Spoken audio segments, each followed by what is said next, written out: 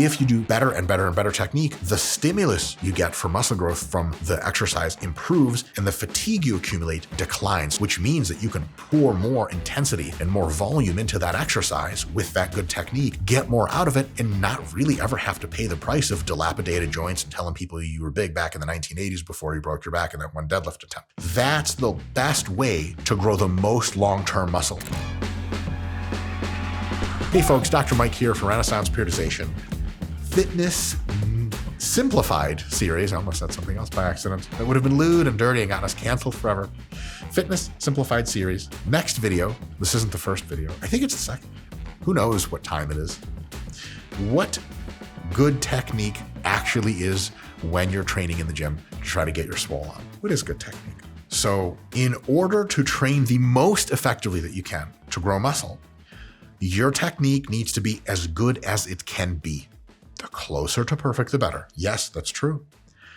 But when we try to define perfect, we realize there's a lot of variation in what really good technique can be. And thus, there actually is no such thing as the perfect technique that everyone can use. Because everyone's built a little different and there's wiggle room at every single point of what perfect technique is, it ends up being that the best you can do is great technique. And great technique is quite varied in what that looks like, but there are a few core common features of very, very good technique that pretty much are always effective in kind of nearly all attempts at muscle growth training. So let's take a look at them to make sure that you in your own training program, whatever it is you're doing in the gym, are applying the principles of a really good technique. Now, this is optimized towards muscle growth. A lot of this stuff also applies to strength training in a way that's as safe as possible. So there are at least 5 things, 5 core elements of what I would call universally good technique for muscle growth training in the gym with weights. First is a deep range of motion. That means whatever muscle you are training or muscles you are training, if you get them into their ultra stretched position under heavy loads, you're gonna grow more muscle than if you never really get your muscles into a stretch and kind of avoid that bottom stretch position. So a deep range of motion for a mega stretch at the bottom is a real core element that in almost all cases, if you do any exercise and the exercise version you do has a deep stretch versus the same exercise done with a technique that doesn't let you stretch deep, like pull-ups where you pull all the way up to the top versus pull-ups where you kind of stop here and come back up, the deep stretch version almost always grows more muscle. And you have to use less load, which often means a little bit less fatigue and or less risk of injury. And because you're taking your muscles through a super big range of motion and putting them into kind of interesting flexibility positions, you expand your mobility, flexibility, athletic ability, and reduce your overall future injury risk from any kind of activity. If you slip on ice, what you're used to doing super deep sumo squats, isn't that really a position which your body's going to put you that you're going to get like hurt and you're pulling adductor out of your hip. But if you're cutting your depth a lot and you slip on ice and have to really dip down with your hips, you can hurt some stuff because your body's not strong through its most extreme positions. So tons of bonus there, but just for muscle growth by itself, deep stretches are big. Number 2, a controlled eccentric, the lowering phase. Your muscles that are acting are lengthening while they're contracting, slowing the weight down.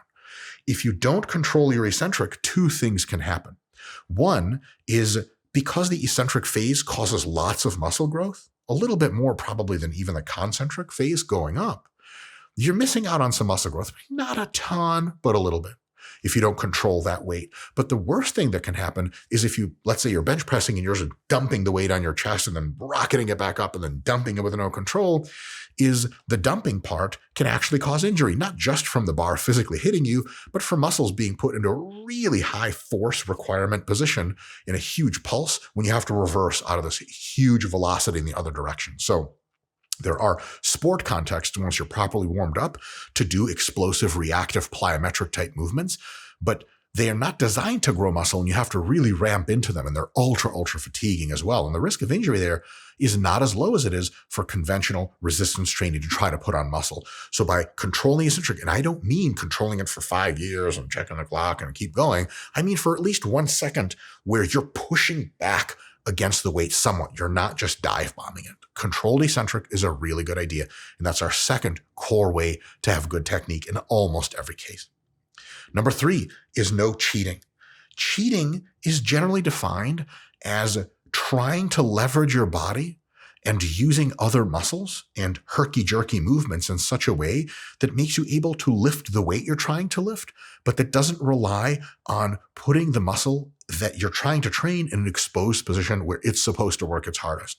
So if I'm doing curls and I do them like this, what is providing almost all of the energy for contraction here? It's the bicep. Like, it's doing all the lifting and thus getting all the benefit. But if I start doing curls and swinging around like crazy, then I'm using my glutes, I'm using my lower back, I'm using my upper back, I'm using my front delts to generate a crap load of force to the dumbbells, but the biceps are still doing a similar amount of work. And actually, if you really focus your ability to really contract with just your biceps, you get a better contraction in your bicep than if you're just athletically throwing the weight around.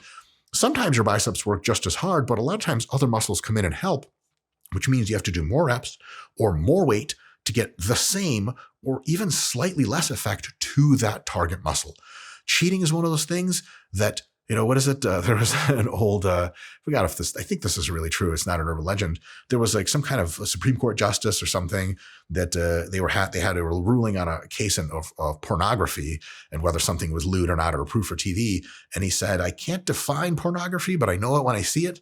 Cheating is similar to that. We can and did just define cheating. But if you have to ask yourself, is what I'm doing cheating in the gym? Do you need to swing around to hit your biceps better? No, that's just you being an egotistical idiot and trying to get more reps for no reason. Then yeah, it's cheating. If the way in which you're moving gets your biceps into the movement more, then it's just a good special technique and it's not cheating at all. Cheating is almost always and everywhere about only two things: avoiding pain that's coming your way anyway by cutting your depth or getting out of the way of where a movement really hurts, or about leveraging yourself to lift way more weight or do way more reps than that target muscle itself can power. If you're doing either one of those two things, you're cheating. If the way you're moving looks like cheating to the untrained eye, but really it's leveraging the muscles more, then hey, you're doing a great job. So no worries at all. So number 3, no cheating. And that wipes about 90% of all the techniques you've ever seen at the regular commercial gym right off the map, because most people cheat as much as they can because they think if I just get the work done, I'll get the results, which is true. But it's not just about getting the work done. It's about getting the work done by putting the muscles through a deep range of motion, super deep stretch, a controlled eccentric. And point number 4, the fourth unifying principle of good technique for muscle growth training is to target the muscle that is the limiting factor, which means you arrange your technique in such a way, the way you move your body in such a way that when that exercise is getting close to failure, you're unable to do it anymore, the muscle you're targeting is what's limiting you.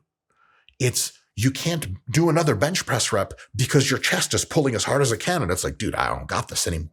It's not because your chest feels totally great, but your triceps or your wrists are hurting so much. You're like, I got to put this down. I got to stop. Are you training wrists in the bench press? No, you're trying to train your pecs. The question of what the technique looks like is entirely determined on your leverages and on which exercise you're doing and which muscle group you're training. So if you're training the leg press for the quads and you put your feet really high up and really wide on the platform, it reduces how much range of motion your quads go through. Your hips, your adductors, your inner thigh is now the limiting factor. And it's also the muscle that's getting the most stimulus. So you can say, yeah, leg press, that's for quads, but your technique on it isn't good for quads, because if you wanted quads, you take your feet, put them closer together, lower on the platform, go through a really big range of motion for your quads. Now, at rep number 11, when you get close to failure, it's because your quads can't push anymore. They're the limiting factor, which means they get the closest to failure, which is where more muscle growth than not is stimulated. And then they get that big green check mark of like, okay, this is good technique for the quads. Training for muscle growth is never going to be the same. And so if you do chest flies in a way that really exposes your chest versus you're flying flat like this and you're doing them kind of halfway, and someone's like, is it your chest that's getting hit in that exercise? Like, no, I kind of feel more my front delts. That's a problem. That's a problem. Good technique is technique in which the target muscle is the limiting factor. And because there are many different ways to move, even in the same exercise, and especially if you're built a little different, that keeps the target muscle limiting factor, There are really a lot of different things that are good technique. For example, if you do a skull crusher and you keep your elbows in the entire time, totally cool. But if you're doing a skull crusher and you let your elbows come out, but there's a very huge degree of elbow flexion, as long as your triceps are the limiting factor towards the end, both are excellent techniques. Which one you do comes down mostly to the last universal tip for technique, point number 5, which is pick the technique that least needlessly beats on your joints. So if you're doing a bicep curl like this versus one out here, both feel good, both target the muscle like they're supposed to, both control the eccentric, etc. And you're like, hey, Dr. Mike, which one of these techniques is best? I'll tell you one of two things. One is I think they're both good, and you can use one for a few months and use one for another. But the next question I'd have to ask you is, which one feels better on your joints? You're like, dude, to be honest, when I come arc out like this, my elbows feel great. If I'm curling close to my body, like they get kind of creaky. They don't like hurt, but after a couple sessions, they do start to hurt and affects my pull-ups. Well, crap, Here's a fundamental fact about training, especially for muscle growth. Your muscles are more recoverable than your joints, which means your muscles can take more of a beating from a variety of different angles, and they're never going to be the limiting factor. It's like, a rumbling stomach probably won't be the thing that stops you if you're trying to run your first marathon ever. It'll be the fact that your ankles hurt so much you can't walk anymore. Like, they're the limiting factor in that case. So a lot of times what we want is the best technique that hits the muscles for sure. That's number one, but also is the easiest possible technique that we can realistically imagine on the joints involved. If you have a leg press setup or a hack squat you're doing for your quads, and one of the ways in which you do the hack squat, it blasts your quads, right? Man, it fucking beats up your lower back a little bit. And your knees are not feeling so mega bueno after that shit. Versus another technique, same hack squat, different technique. You move your feet around, move your hips around, and all of a sudden that other technique hits your quads just the same. Amazing stimulus. But your joints feel pretty goddamn good. That's the better technique. So before you ever judge someone's technique externally, look, if they're cheating, it's obvious to everyone. But before you judge someone's technique, maybe chat with them a little bit and ask them if, hey, which one of these things, how does this feel on your joints? Because sometimes people do some stuff that looks a little goofy. The reason they do it is because that's the only way they can train that exercise and still have their joints come out alive. And then it's totally good. And then you can say, thank you for participating in my interview at the gym where I asked you about why you're doing a technique and you answered a question for me. And they're like, what fuck are you talking to me for? But don't worry, you imagined all that because you're never going to speak to anyone at a gym because you don't have enough self-confidence, just like me. It took me years to get used to speaking in front of a camera, and that's Scott's video guy yelling at me and pointing a gun at me, and reminding me the camera's an inanimate object, can't hurt me like he can if I don't start talking. The usual great working relationship. Now, the last thing I'll say is this. None of what I said, none of the 5 pillars of good technique in muscle growth training is dogma. It's not a religion. It's just something that's good on the margins when applied to a program. So it would behoove you to do more of these things than fewer of these things. If you're like, yeah, the controlled eccentric thing, meh, but fuck my joints, I don't care about them. If you were like, I'm going to do some kind of controlled eccentric, and I'm just going to pick exercises and techniques that are decent on my joints, you're doing yourself a service. This is all on your side. It's not like, oh, you should do this or else. This is all for you. If you do better and better and better technique, the stimulus you get for muscle growth from the exercise improves and the fatigue you accumulate declines. So your stimulus to fatigue ratio gets better and better and better, which means that you can pour more intensity and more volume into that exercise with that good technique, get more out of it, and not really ever have to pay the price of dilapidated joints and telling people you were big back in the 1980s before you broke your back in that one deadlift attempt. That's the best way to grow the most long-term muscle. And long-term is how you gain muscle. You can get really good results from crap technique and good technique within a week's time, within a month's time, within a year's time. But if you use bad technique for a year and a half, the probability it'll just rake your joints across the coals and you won't be able to lift much anymore or get you acutely hurt is very high.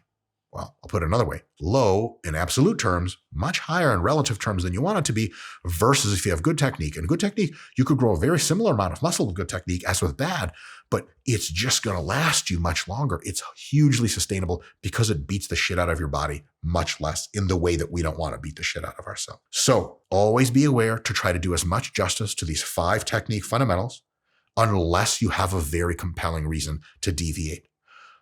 Deep stretch, controlled eccentric, no cheating, target the muscle that you're actually trying to train and make sure it's the limiting factor. And if it's not, change where you're putting your arms and legs.